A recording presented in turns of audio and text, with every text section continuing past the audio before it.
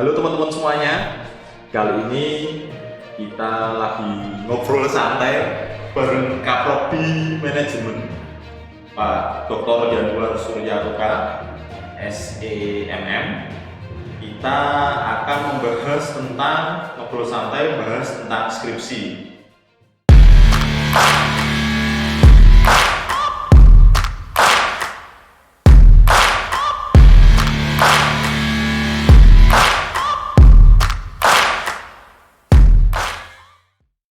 Gimana kabarnya Pak Januar? Baik, Mas. Oke. Iya. Manggilnya Mas atau Ya Mas aja Pak, biar Oke.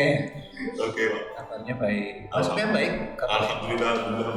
Terima kasih Pak Januar. Ini dadaan Pak Januar karena tadi ada acara yang dipospon, daripada set alatnya nganggur, mending kita ngobrol santai bahas skripsi Pak. Gimana Pak? Bimbingan masih berapa?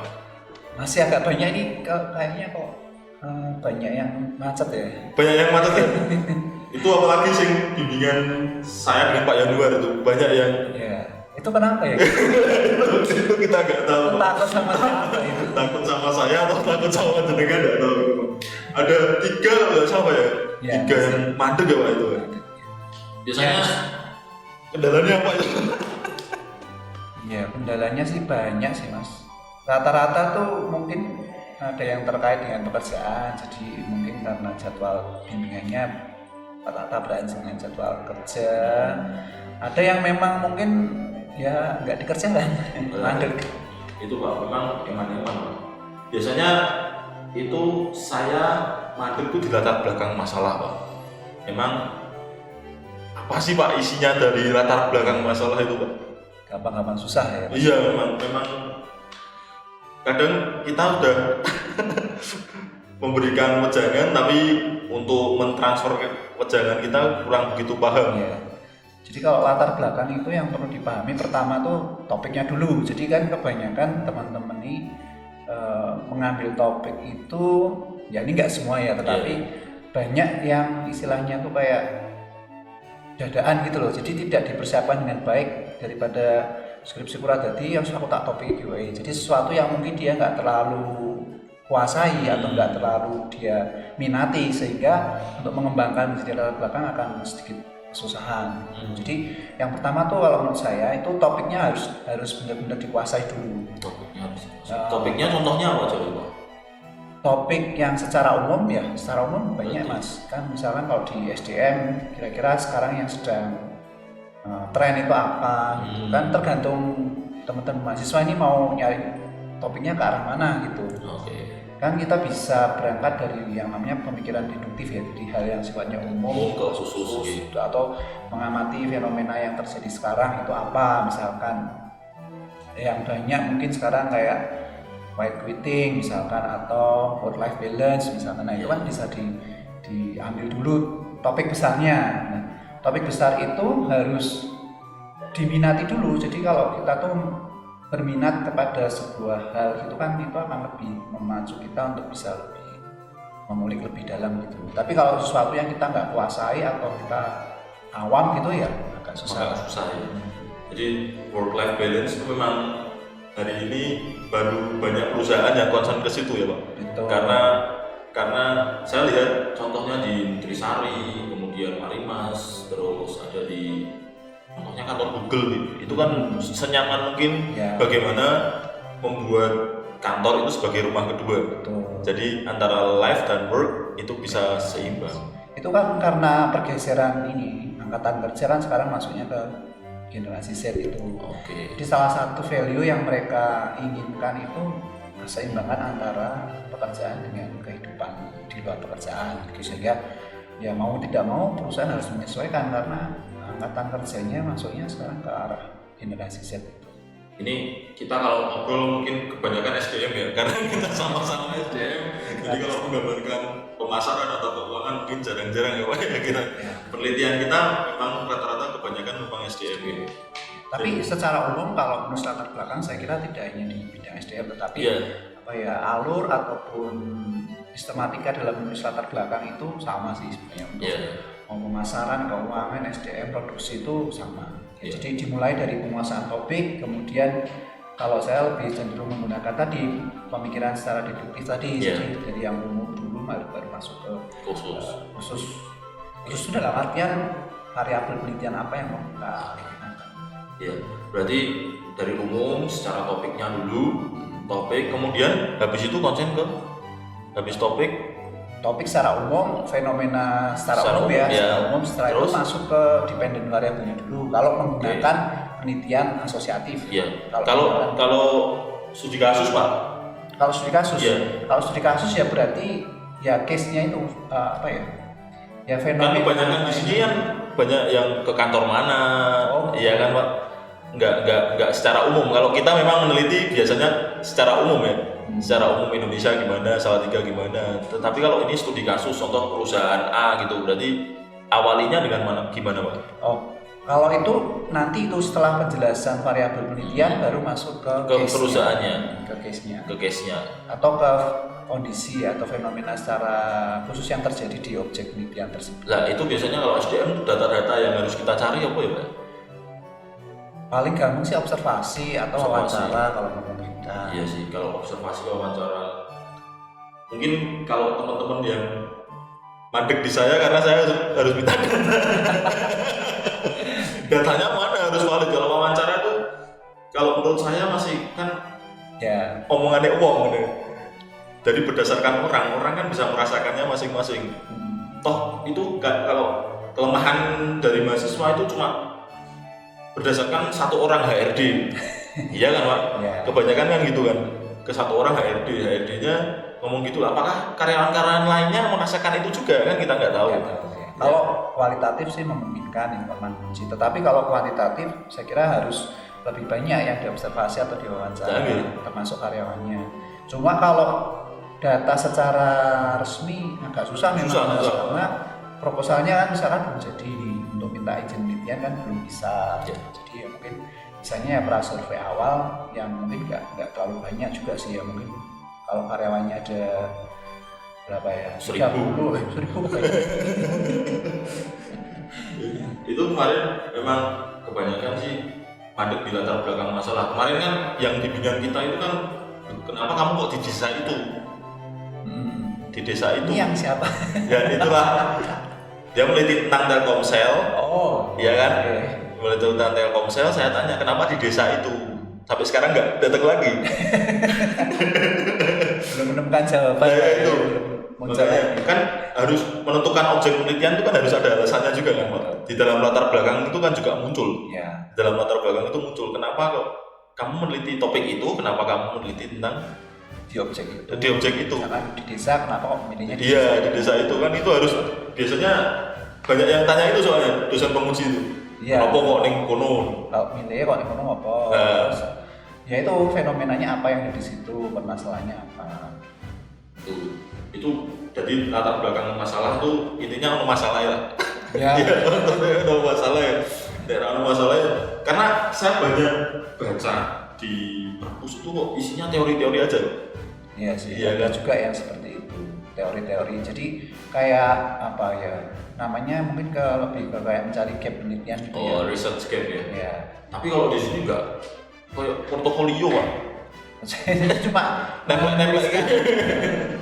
Portofolio. Ya kurang tepat sih kalau itu. Iya kan. Kalau di proposal itu biasanya di awal itu mesti ke portofolio kan pakai menurut Copo ya toh belum ada inti masalahnya. Kalau research gap berarti berdasarkan penelitian terdahulu. Nah, yang disebut dengan research gap itu gimana Pak? Salah penelitian ya, itu artinya kan kita mencari hal yang belum terbahas dari beberapa penelitian terdahulu.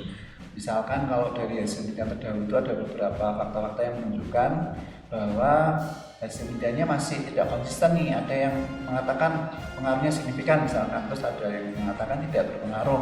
Nah itu berarti kan ada celah di situ. Karena ketidakkonsistenan hasil penelitian. Nah itu mungkin bisa dijadikan sebagai salah satu risk gap yang kita angkat sebagai penelitian yang akan kita lakukan lebih dalam. Tapi dengan catatan harus ada unsur kebaruannya. Kalau cuma ngulang topik yang sama itu bukan. Berarti unsur kebaruan tuh menambah variabel bisa unsur Salah kebaruan. satunya bisa. Oke. Salah satunya bisa. Kemarin tuh ada yang mengacu pada satu penelitian tertentu. Kemudian di dalamnya ada saran, biasanya kan ada saran menambah variabel. Ya. Tetapi kalau gitu toh, itu kurang kuat ya Pak ya. Jadi dari penelitian, contoh penelitiannya Pak Januar tentang innovative work behavior, terus terhadap work engagement. Nah, kalau itu saja saya ambil, kemudian saya nambah variabel, itu apakah kuat atau enggak Pak? Atau saya harus menambah penelitian lain yang untuk menguatkan, atau studi kasus yang untuk menguatkan, atau gimana Pak? Ya lebih kuat, lebih baiknya lagi ya kalau ada dukungan dari Penelitian terdahulu gitu. ya. Jadi setelah ada saran, kemudian penelitian terdahulu ada untuk menguatkan sarannya itu gitu. Ya, betul. Itu sah-sah aja Pak. Iya, bisa. Berarti kita ambil satu jurnal itu sebagai acuan kita, disebutnya apa ya? Referensi, bukan Bukan. Satunya plagiasi apa Pak? citasi. Bukan Nah, ya. itu. Pokoknya itu lah. Satunya plagiasi apa? Yang Pak Pandi kemarin plagiasi sama duplikasi. Oh. Kalau duplikasi dan plagiasi itu beda nggak Pak? Ayo hampir sama kalau. Harus Mungkin sama. replikasi. Replikasi. Kalau replikasi boleh sih. Replikasi ya, replikasi. boleh. Kalau duplikasi. Replikasi itu berarti dari penelitian terdahulu, kemudian diambil sebagai acuan, jurnal acuan, itu disebut replikasi. Kalau ditambah variabelnya, itu sudah masuk replikasi ya. Ditambah variabel, itu sah-sah saja gitu. Nggak apa-apa, merubah objek atau menambahkan variabel itu replikasi. Oke. nggak apa-apa. Berarti, lah syarat untuk jurnal itu sebagai jurnal acuan apa Pak? Saya kira kalau jurnal yang digunakan sebagai acuan tuh kita bisa mengikuti aturan yang ada di sini sih. Kalau jurnal yang berkualitas itu kan Sinta ya, kalau di Sinta. Indonesia ya mungkin kalau sudah terindeks Sinta itu mungkin sudah bisa. Berarti ISSN dan terindeks Sinta. Itu penting. Apalagi kalau untuk konteks mahasiswa S1 ya mungkin Sinta 4 atau 3 gitu. Oke, berarti itu sebagai acuan, syaratnya adalah bersinta, kemudian bersinta, Sinta Mas Angga, jadi di belakang layar ada Pak Angga. Oke, jadi jurnal acuan, terus kemudian dikembangkan lagi, menambah variabel itu sah, kemudian digantikan objeknya sah, ya, jadi itu. Terus kalau research gap tadi, balik ke research gap tadi, berarti kalau hasilnya itu umpamanya innovative work behavior terhadap work engagement-nya berpengaruh. Cari teori lain. Teori lain maksudnya? Cari penelitian lain. Iya, ya. Penelitian yang berbeda hasilnya. Kalau misalkan hasilnya sama, berarti kan tidak perlu dilakukan konfirmasi istilahnya. Iya. Tapi kalau hasilnya kontradiktif kan berarti ini berarti ada sesuatu yang Itu dasar untuk membuat dugaan itu, hipotesis itu ya. Iya. Jadi research gap ini, kalau masalah research gap ini memang harus banyak baca. Betul. Ya. Harus banyak baca. Biasanya mahasiswa tuh keset baca. Ngerti macam.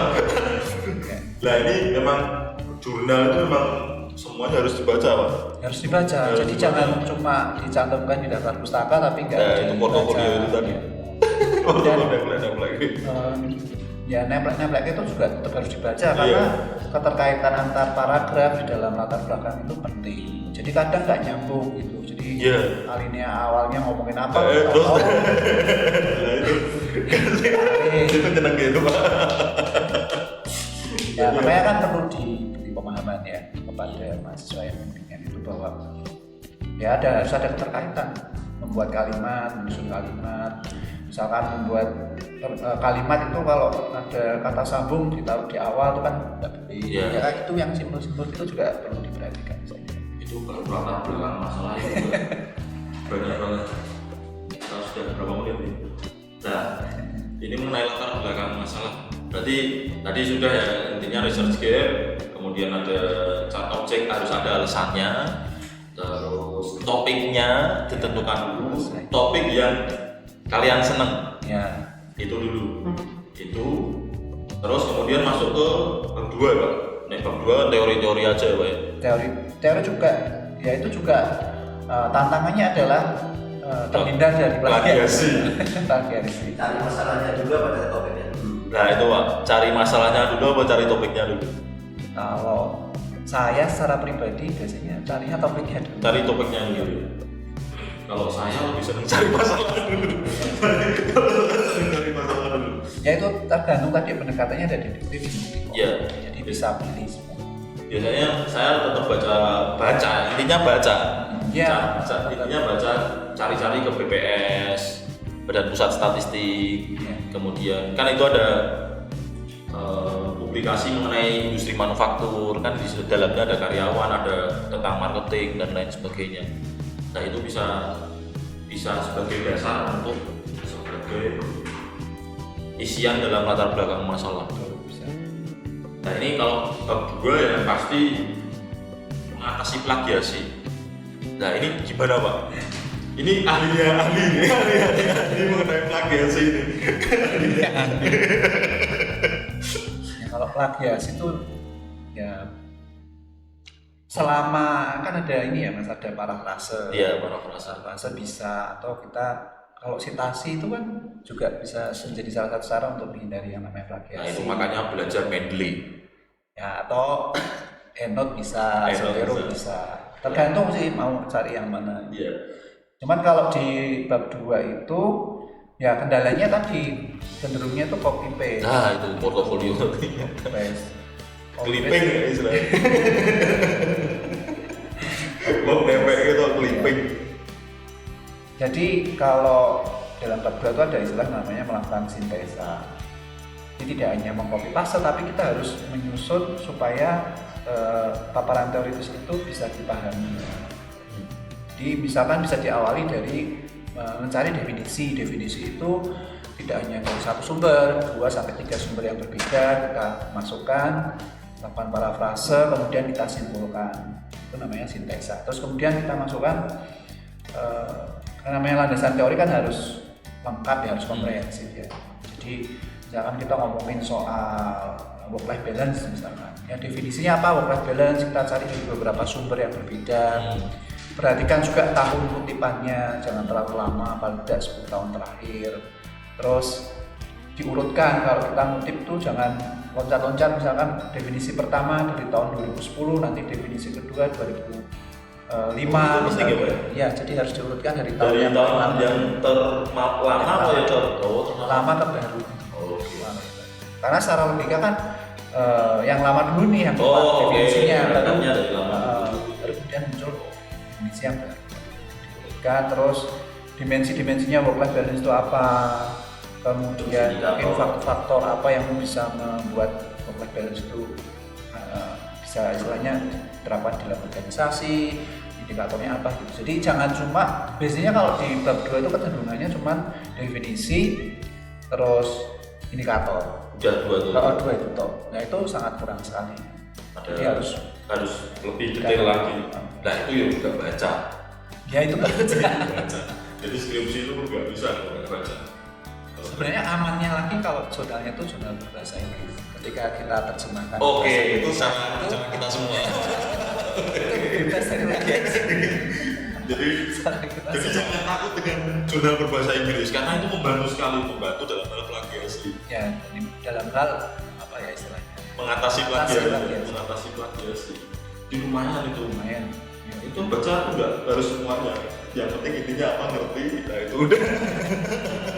Tapi memang harus dibiasakan Mas kalau tidak biasakan membaca ya memang sulit sekali. Tapi ya itu kan ada tekniknya ya Pak. Ya, membaca cepat. Ya. Tapi kalau sudah terbiasa, itu lama-lama ya. Ya, intinya abstrak, latar belakangnya apa, kemudian baru ya, indikator, definisi, terus baru hasil. Biasanya metode itu skip. Metode itu skip. Ya itu cara-cara kita. Kalau baca secara baca semua ya, sih kalau bahasa Inggris ya. Nah, kalau sekarang kan akses ke jurnal itu kan mudah. Iya. Tidak seperti dulu kalau sekarang ya. Kalau dulu mungkin teman-teman ini pemahamannya harus menggunakan textbook gitu. Kalau sekarang sih enggak sih. Justru ke jurnal kalau saya. Berarti schooler, kemudian Garuda rujukan digital itu teman kita dalam hal penelitian ya Pak. Iya, ya, betul. Teman kita dalam hal penelitian. Kalau Emerald. Emerald ya, cuman berbayar. Ya mungkin bisa disiasati ya. Iya bisa disiasati. Nanti caranya ada di kolom deskripsi. Caranya ada di kolom deskripsi. Betul, betul. Jadi teman-teman dalam bab 2 plagiasi itu penting, terus dalam pengutipan harus jelas ya Pak. Betul, Dalam harus pengutipan jelas. harus jelas. Itu kalau di bab 3 ya populasi dan sampel ya Pak. Nah iya itu populasi dan sampel itu penting. Jadi penelitian harus, kadang ada yang bingung gitu. Kalau untuk populasinya tidak diketahui gimana, kalau diketahui gimana. Nah intinya tuh kalau penelitian kuantitatif sampel minimal itu 30. Ya jadi itu kayak persyaratan sampel minimal 30. Jadi ketika ada objek yang jumlahnya kurang dari itu ya lebih baik cari objek yang lain gitu. Terus kemudian kalau nggak diketahui gimana? Kalau nggak diketahui ya berarti kita harus cari cara menghitung sampel dengan teknik populasi yang tidak diketahui, pakai set itu bisa, lab show bisa, pakai Bingeher bisa. Itu kadang kalau marketing ya banyak yang nggak diketahui loh. Iya. pengguna aplikasi apa. Shopee Nah misalnya. itu kalau sudah ditentukan mahasiswa SMA biasanya saya capek tuh. Karena sudah banyak. Banyak. Terus keberdampaannya ke objeknya tuh apa? Contoh pengguna Telkomsel dengan melapor ke Telkomsel STA lagi sak piro tuh. Keberdampaannya sak piro tuh. Enggak ya ini enggak begitu. Enggak begitu kan. Cuma untuk menyelesaikan skripsi aja. Iya kan? Padahal dalam penelitian tuh kan intinya juga menyelesaikan masalah juga. Dan di dalam syaratnya itu kan ada. Mungkin itu dulu Pak sampai bab 3 dulu. Oke, Karena kebanyakan siap. bab 3 atau apa? Nanti kalau untuk analisis kan banyak, ada regresi berganda, ada sederhana, ada apa? Kalau analisis kayaknya kalau cuma diobrolin nggak membingungkan ya. Nah itu Praktek. harus praktek lah, itu sudah ada di Ya, YouTube saya. ya. Itu mengenai primer dan sekunder sudah ada. Mungkin itu Pak Yanur, terima kasih Pak Yanur ini Siap. meluangkan waktu, Ya. meluangkan waktu lama ini Pak, sampai jam 10 ini. Bisa jadi seminar kita. Seminar. Sisa. Mungkin Pak Terus Pak Yanur. Ya, sama-sama. Ini untuk ngobrol santai bahas skripsi kali ini saya akhiri. Terima kasih pada Pak Yanuar. Terima kasih telah menonton. Sekian dari saya. Assalamualaikum warahmatullahi wabarakatuh.